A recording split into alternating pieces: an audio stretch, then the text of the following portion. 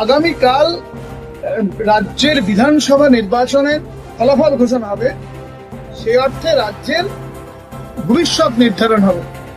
আপনার একটা মত চাইছি সাধারণ মানুষ হিসেবে। সাধারণ মানুষ হিসাবে আমি যেটা মনে করছি যে এক্সিট পোল আমরা বিশ্বাস করতে পারছি না।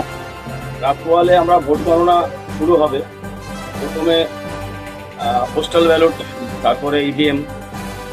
মোটামুটি 12টা-1টা নাগাদ আমরা ফাইনাল রিপোর্টটা পাবো। তো এখন আমি বলতে পারছি না যে কে আসতে পারে কিংবা কোন সরকার আসবে, আমরা বলতে পারবো না। মানে কালকে বৈকাল 12টা না বাজা পর্যন্ত আমরা বলতে পারবো না ফাইনাল যে কে আসতে পারে।